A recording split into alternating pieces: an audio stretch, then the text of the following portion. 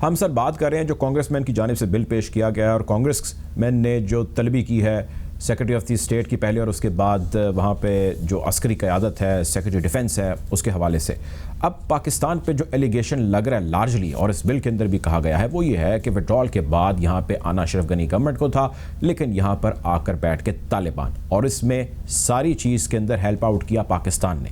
इस चीज़ को इन्वेस्टिगेट करें, रिपोर्ट जमा कराएं। आप उनके इस एलिगेशन को कैसा देखते हैं, और अगर ये गलत है तो हमारे पास रिबटल क्या है सर इसका? देखिए, पहली बात ये है कि जब ये सब कुछ इसकी तैयारी हो रही थी और 20-22 सेनेटर इकट्ठे हो रहे थे और वो ये तहरीक लॉन्च करने जा रहे थे, तो हमारी लॉबी कहाँ थी? या हमें कुछ इल्म ही नहीं था कि कैपिटल हिल में एक डेवलपमेंट हो रही है जो पाकिस्तान के हक में ठीक नहीं है, और कुछ सेनेटर्स ये मूव पेश कर रहे हैं। तो उस वक्त हमारे लोग कहाँ थे और हमने क्यों लॉबी नहीं की, हमारी बात क्यों नहीं सुनी, हमने कोई अपना केस प्रेजेंट नहीं किया, या उनको यकीन नहीं आ रहा था? पहली बात तो ये है। दूसरी बात ये है कि अगर ये सेनेटर साहिबान ये समझते हैं कि किसी तरीके से अशरफ गनी की हुकूमत को बचाया जा सकता था और एक नेगोशिएटेड डील के जरिए एक स्टेटस को प्रोलॉन्ग किया जा सकता था, तो वो वैसी गलती कर रहे हैं जो अमेरिका 20 साल से अफगानिस्तान में करता रहा है। इनको ये इल्म नहीं था कि वो हुकूमत जो है वो तो अमेरिकन फौज की पिस्ताकियों पर खड़ी है। उनका तो 50% से कम इलाके पर कंट्रोल है, वो भी नॉमिनल कंट्रोल है। वो तो $4.5 बिलियन आते हैं अमेरिका से और उनके बलबूते पे उनकी सिक्योरिटी फोर्सेस जो है ऑपरेट कर रही हैं। तो ये सारे हक़ाइक़ वो भूल गए और अब ये कहना शुरू किया कि इस डील के नतीजे में तो हुकूमत अशरफ गनी की हुकूमत को कंटिन्यू करना चाहिए। ये तो नामुमकिन था। लेकिन गिला उनका ये है कि पाकिस्तान ने तालिबान को हेल्प आउट किया, जिसकी वजह से वो पावर में आके बैठ गए। हमारा प्लान भी फ्लॉप हुआ, पाकिस्तान ने मदद की और तालिबान आ गए। जो $2 ट्रिलियन में लगाए वो कामयाब न हो सकी वो स्कीम, और जो उन्होंने इतनी कुर्बानियां दी, 4000 लोग और कुछ कंट्रैक्टर सिक्योरिटी फोर्सेस के 7000 लोग जो मारे गए, उसके बाद भी वो जो है वो काम नहीं आया।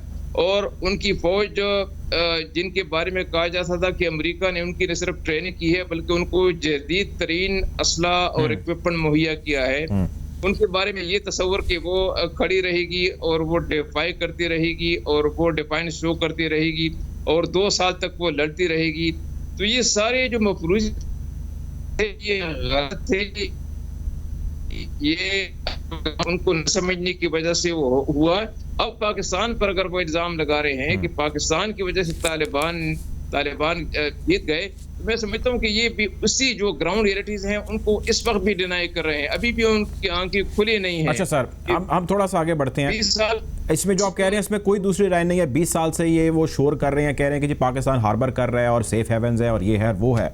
अब बेसिकली आपसे पहले हम ये गुफ्तगू कर रहे थे, हमारे साथ डॉक्टर जमील साहब भी मौजूद थे। हमारा कंक्लूजन ये निकल रहा था रुस्तम शाह साहब कि वो बेसिकली अब डॉक्यूमेंट कर रहे हैं इन तमाम चीज़ों को, और हम ये डिस्कस कर रहे थे कि जब डॉक्यूमेंट करने लग जाते हैं आप, तो इसका मतलब ये है कि अब आप किसी एक्शन की जानिब बढ़ रहे हैं और डॉक्यूमेंटेड चीज़ों के ज़रिए आप सामने आ रहे हैं। सवाल ये है सर कि अगर इन देयर डॉक्यूमेंट्स वो ये डिक्लेयर कर देते हैं कि पाकिस्तान ने तालिबान की ऐसे ऐसे मदद की और उसको वो पावर में लेके आया, चुनाचे हम अपना सैंक्शंस का लॉ अप्लाई करने जा रहे हैं और अब हम पाकिस्तान पे सैंक्शंस लगा सकते हैं, जो कि उन्होंने जिक्र किया उस बिल के अंदर, where would we stand at that time?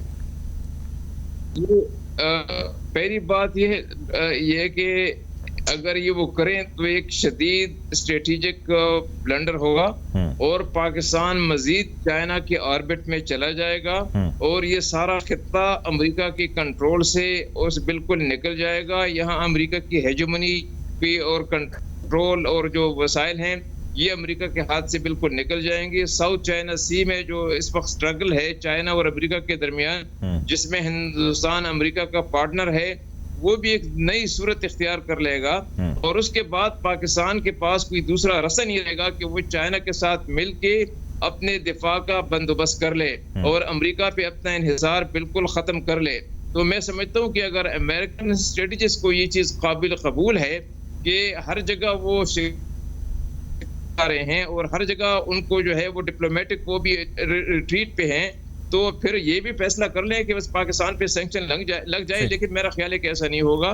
Pakistan पे वो सैंक्शन लगाने से पहले 10 बार सोचेंगे, क्योंकि वो नहीं चाहेंगे कि ये सारा खित्ता उनके इन्फ्लुएंस से, उनके असर रसूख से बिल्कुल ही निकल जाए।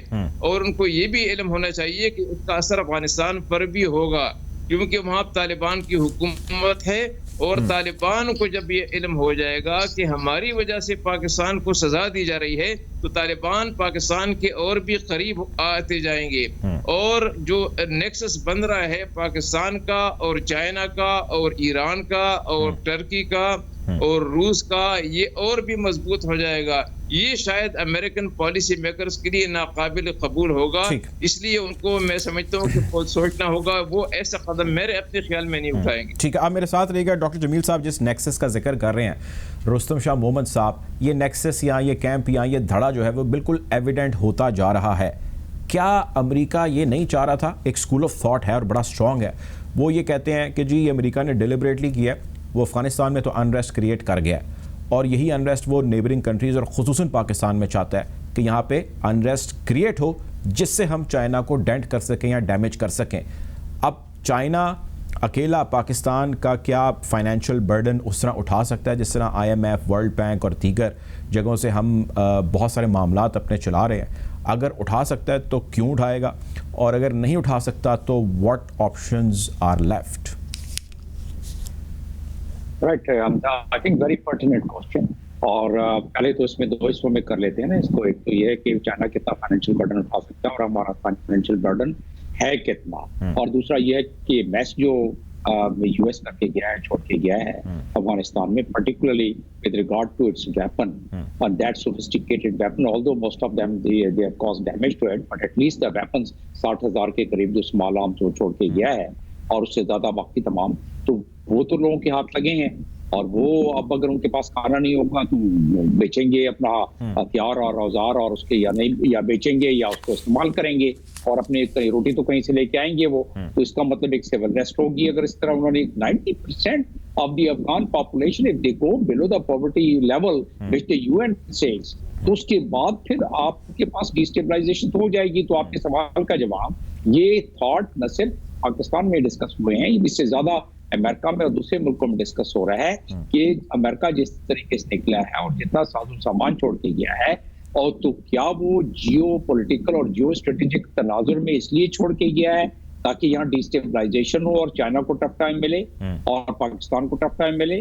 तो ये एक बहुत सीरियस स्कूल ऑफ थॉट है जिसमें कि बहुत ज्यादा लॉजिक भी नजर आती है, और अमेरिका इसको टोटल डिस्टेबलाइजेशन की तरफ नहीं जाने देगा।